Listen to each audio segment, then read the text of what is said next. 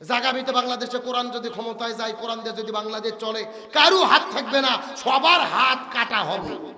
এরকম ফতোয়া শুনতেছেন না? কারণ আল্লাহর কোরআন বলেছেন ওয়াসারিকু ওয়াসারিকাতু ফাকতাউ আইদিয়াহুমা, কেউ যদি চুরি করে, ও ছেলে হোক অথবা মেয়ে হোক, তাদের হাত কাটতে হবে। কার কথা? কিন্তু দুর্ভাগ্যজনক হলেও সত্য, এই আয়াতের সঠিক ব্যাখ্যা নেতা তো বলেই না, অনেক হুজুররা পর্যন্ত বলে না। কথা কোন না কে? আয়াতের সঠিক ব্যাখ্যা জানতে হবে। এই আয়াতের মূল ব্যাখ্যায় তাফসিরে এসেছে সব চোরের হাত কাটা পড়বে না। চোর হলো দুই প্রকার। চোর বলেন কয় প্রকার? একটা হলো অভাব আর একটা হলো স্বভাব। আপনাদের প্রশ্ন করি, আপনাদের আসল তো এলাকাতে দুই চারটে ছেঁচড়া চোর, আলু চোর, বেগুন চোর, মরিচ চোর, পিঁয়াজ চোর, এইরকম ছেঁচড়া চোর আবুল মফিজ কুদ্দুস কি আছে? কতক্ষণ আছে? আচ্ছা বলেন, তারা অভাবে চুরি করে না স্বভাবে? হ্যাঁ, ভালো করে বোঝেন, স্বভাব নয়, অভাব। বাজার করার টাকা নাই, শরীরে পোশাক নেই, অভাবে পড়ে চুরি করে। আল্লাহর কোরআন বলতেছে এই অভাবে পড়ে যারা চুরি করবে এদের হাত কাটা হবে না। রাষ্ট্রের পক্ষ থেকে সর্বপ্রথম 5টা বিষয়ের গ্যারান্টি দিতে হবে: খাদ্য, বস্ত্র, বাসস্থান, শিক্ষা, চিকিৎসা। এই 5টা বিষয়ের গ্যারান্টি দেওয়ার পরে যদি তারা চুরি করে, তখন তাদের হাত কাটা পড়বে। এখন আপনাদের প্রশ্ন করি, আপনাদের এলাকায় যে ছেঁচড়া চোর আছে আবুল মফিজ কুদ্দুস, এদেরকে সরকার যদি বাড়ি করে দেয়, 3 সন্ধ্যে গরুর গোশত দিয়ে ভাত দেয়, এরা কি চুরি করবে? এ কতক্ষণ চুরি করবে? এরা মাথার টুপি দিয়ে হাতত তসবি নিয়ে জিব্রাইল সাজে ঘুরবে রে পাগল। কিন্তু এইবার আপনাদের জিজ্ঞেস করতে চাই, ওই ঢাকার সচিবালয়ে বসে থাকে কলমের খোসা মারিয়ে কোটি কোটি টাকা চুরি করে যারা বিদেশে নিয়ে যায়, এরা অভাবে চুরি করে না স্বভাবে? হ্যাঁ, ভালো করে বোঝেন, এদের কোনো অভাব নাই, এরা চুরি করে স্বভাবে। এদের ব্যাংকে কোটি কোটি টাকা রয়েছে, বিদেশে বাড়ি রয়েছে, বেগম পাড়াতে বাড়ি, কোটি কোটি টাকা, 4-5টা গাড়ি। আর আল্লাহর কোরআন বলতেছে এই স্বভাবে যারা চুরি করে এদেরকে সর্বপ্রথম হাত কাটতে হবে। আজকে বাংলাদেশের এক সচিবকে ধরে, এক এমপি মন্ত্রীকে ধরে বাইতুল মুকাররমের উত্তর পাশে প্রকাশ্য দিবালোকে যদি হাত কাটা হতো, আর বাংলাদেশের যত টেলিভিশন আছে লাইভ সম্প্রচার করা হতো, এক চোরের হাত কাটলে এই বাংলাদেশের 60 লক্ষ সরকারি চাকরিজীবীরা তওবা করে ভালো হতে বাধ্য হতো। কথা কি ক্লিয়ার না ভেজাল আছে? আরে ভাই, সর্বপ্রথম হাত কাটা পড়বে আপনাদের এলাকার চেয়ারম্যানের। যেরকম কার দেখবেন কুরবানির ঈদের দিনে কি সুন্দর ফতুয়া দেয়, গরু জব করে গোস্ত এক জায়গাত করে এরকম হুজুরদেরকে ডাক দেয়, হুজুর গোস্ত ডাড়ি পাল্লা দিয়ে 3 ভাগ করেন তো। মুস্তাব পদ্ধতি, 1 ভাগ আমি খাবো, 1 ভাগ আত্মীয় স্বজন খাবে, 1 ভাগ পাড়া প্রতিবেশী খাবে। আমার ভাগে কম হলে সমস্যা নাই, গরিবরা যেন কম না পায়। কি ফতুয়া ভাই রে, মনে হচ্ছে এই মাত্র জান্নাত থেকে পালিয়ে আসলো। একেবারে দাড়ি পাল্লাতে গোস্ত ভাগ করে। আবার ওই চেয়ারম্যান 3 দিন পরে যখন ইউনিয়ন পরিষদের চাল আর গম বন্টন করতে যায়, তখন দাড়ি পাল্লা বাদ দিয়ে ভাঙ্গা বালতি নিয়ে হাজির। ঠিক আছে, আসতে বলেন কেন? জোরে বলেন ঠিক, আরো জোরে বলেন ঠিক। আজকে বাংলাদেশের এক চেয়ারম্যান মেম্বারকে চাল ডাল ঘুম চুরি করার অপরাধে প্রকাশ্য দেওয়ালোকে যদি হাত কাটা যেত, আর সব টেলিভিশনে লাইভ সম্প্রচার করা হতো, এক চোরের হাত কাটলে, এক চেয়ারম্যান মেম্বারের হাত কাটলে এই বাংলাদেশে 30,000 চেয়ারম্যান আর 1.5 লক্ষ মেম্বারেরা এমনিতেই তওবা করে ভালো হতে বাধ্য হতো। কথা ক্লিয়ার না ভেজাল আছে?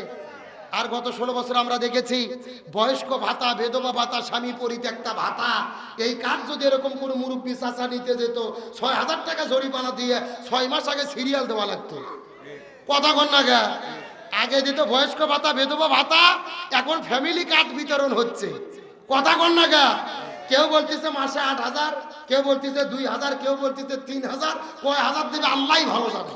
এই টাকা আসবে কোথায় থেকে, জনগণ থেকে ট্যাক্স নেবে কিনা এটাও পরিষ্কার না। আমরা বলতে চাই জনগণের পাশে দাঁড়ান, তবে আগে পরিষ্কার করেন কয় টাকা পাবে, কোথায় থেকে আসবে, ভালো করে বোঝার চেষ্টা করেন। আমি সৌদি আরবে কয়েকবার হজ করতে গেছি, ওই সৌদি আরবে হাত কাটার আইন আছে, কিন্তু কোনো লোক আমি হাত কাটা লোক সৌদি আরবে খুঁজে পাইনি। 3 বার যাওয়ার পরে গত বছর মসজিদুল নববীতে এরকম একটা শাইখকে জিজ্ঞেস করলাম, শাইখ সৌদি আরবে হাত কাটার আইন আছে, তে কোনো হাত কাটা লোক নাই কেন? আমাকে বলতেছে, হুজুর আপনি পাগল হয়েছেন, যেই দেশে হাত কাটার আইন থাকে ওই দেশে চুরি থাকে না। সুবহানাল্লাহ বলেন।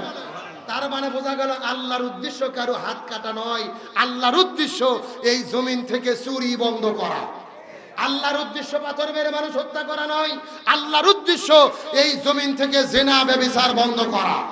সুতরাং স্বাধীনতার 54 বছর পার হয়ে গেছে, একদল এসেছে আর একদল বিদায় নিয়ে চলে গেছে।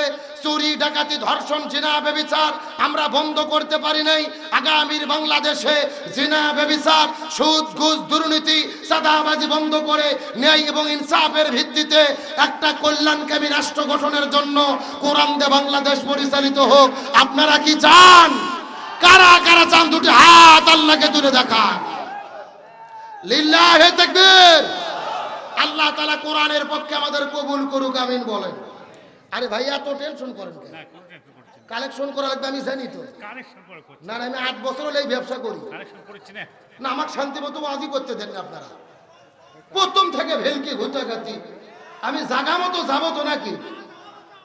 চলবে, আলোচনা চলছে চলছে, ওটা উঠি করা যাবে। তাহলে রাসূলের জীবন আদর্শ মানাকে ফরজ করেছেন কে? আর একটু জোরে বলেন। কিন্তু দুর্ভাগ্যজনক ব্যাপার হলো ওই নবীর মতো এত বড় এতিম কেউ দুনিয়াতে ছিল? আমার বন্ধুগণ, মুসলমান ভাইরা কথাটা বোঝার চেষ্টা করেন। নবীর জন্মের আগেই নবীর বাবা মারা গেছেন। নবীর জন্মের কিছুদিন পরে নবীর মা দুনিয়া থেকে বিদায় নিয়ে চলে গেলেন।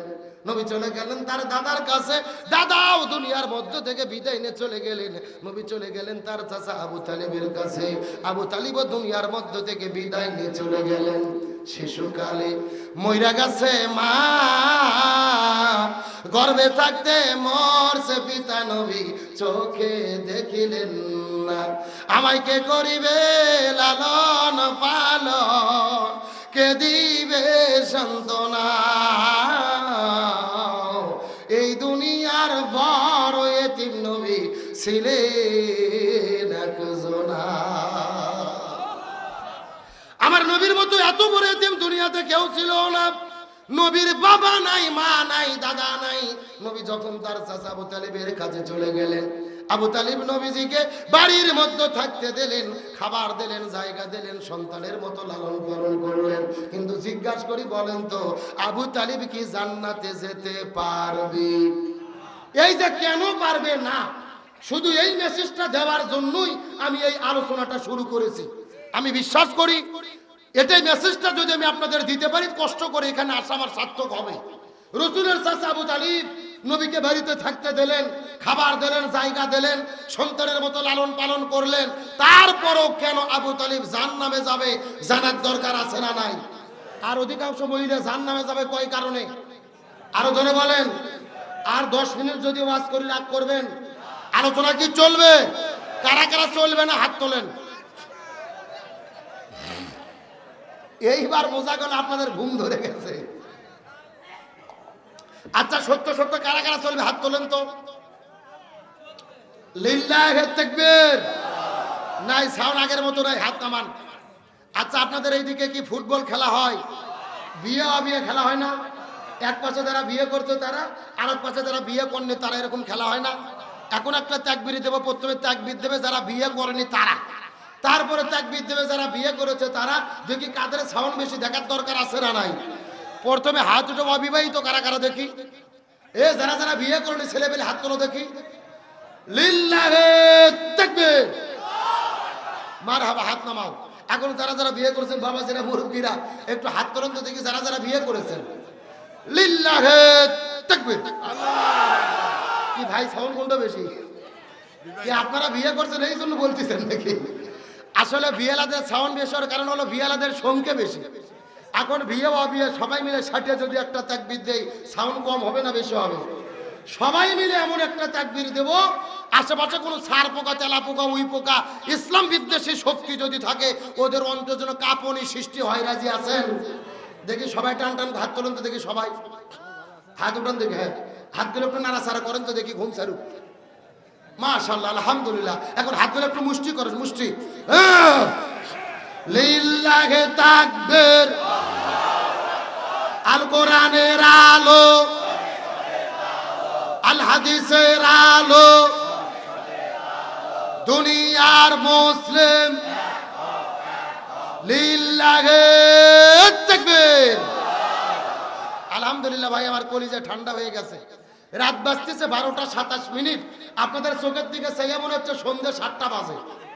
কথা কন না গে, মানে রাত 12টা কখন পার হয়েছে আমরা বুঝতেই পারিনি। আমার মন বলতেছে আজকের মাহফিল আল্লাহর দরবারে কবুল হয়ে গেছে, আমিন বলেন। আমার ভাই আমি ওয়াজ যত ভালোই করি কমিটির ভালো লাগতেছে না। এই যে টাকা নিয়ে এসে ঘুরতে যে হুজুর কালেকশন করেন,